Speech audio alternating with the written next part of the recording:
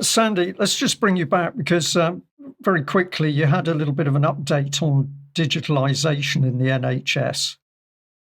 Yes, I mean it's just an update really because last week I spoke about how NHS Improvement, NHS Digital, NHS, what's the other one? X. They've all amalgamated to bring in this predictive, preventative, personalised, and participatory medicine.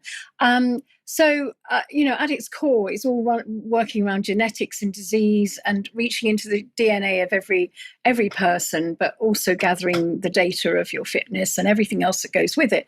Now, what they've done recently is they've employed the help from companies like Anima. And Anima is a digital triage and workflow management platform that's been rolled about across the GP practices in the UK. And its function is to streamline how patient requests are received, prioritised and managed. So they will be collecting all your data for your GP surgery. Now, Anima are in a huge company, a huge corporation. It was founded in 2021 by Shanika Sharma, ex-McKinsey, and Sean Pang, ex-Palantir engineer. So we know what they're up to. But why I'm coming back to this is that one of our viewers went into her local GP service to register. She's going through some health problems, and she went to just register with her GP as normal. And they wouldn't let her. They said, you have to do it through Anima. And she said, well, I don't know who Anima are. And she did a quick search, I think, and had a look. And she said, no, why would I share my personal data with a third party? I share my data with my GP.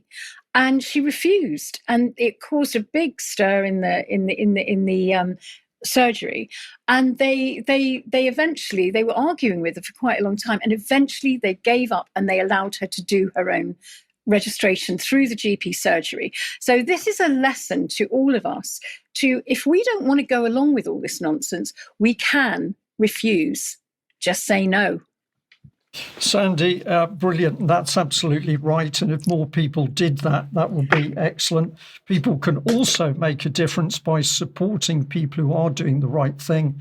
And both the lady and the gentleman that spoke out in the House of Lords against the assisted dying bill, they need your support. They need our support, because if they're heading down the right path, knowing that large numbers of people are supporting what they're doing is going to increase their confidence, and they're going to do more and bring more people on board. So if you're thinking, what can I do?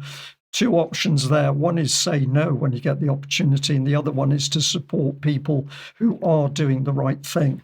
Now, we did promise with a little bit of uplifting black humour, we would end on having a little look at BBC shorts. This is just one that caught my eye. Let's have a look at the BBC giving the public serious information. I went to San Francisco, Silicon Valley, and I shadowed this incredible founder and just spent all day sort of walking around in his meetings, his hands-on. And it was fascinating how quick decisions are made and actioned, and you know what impact that's going to have in tech. You know, it's quite profound. And so it was really interesting. Whitney is a legendary entrepreneur. She truly helped completely change the world of dating apps. Knowing what you know now about them behind the scenes, do you see them as a force for good or the opposite, or in the middle? Well, I see them as my brother met his wife on a dating app. So really, so I'll be forever grateful for my sister-in-law, Stacey.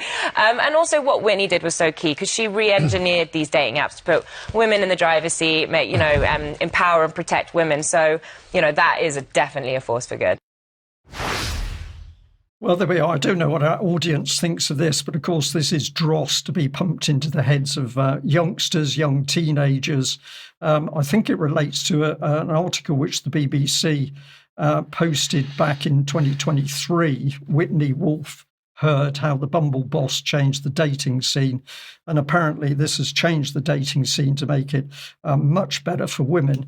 Interestingly enough, if you look at information on the dating scene online, particularly in the States, women are having more and more difficulty finding a male partner because the men are shying away from the dating apps and the dating scenes because of the way the women are behaving and looking for a male partner. And I think it'll be very interesting to get into what's actually happening between men and women in more detail in forthcoming, not only UK column news, but some of our interviews, because it's a very hot topic. But there we are, a giggly end to the news provided by the BBC. Ben, thank you very much for joining me. Sandy, huge thank you.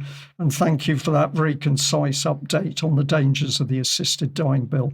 Thank you to everybody who's joined us today. We must end there. If you're a member of UK Column, join us for UK Column Extra shortly. See you then. Bye-bye.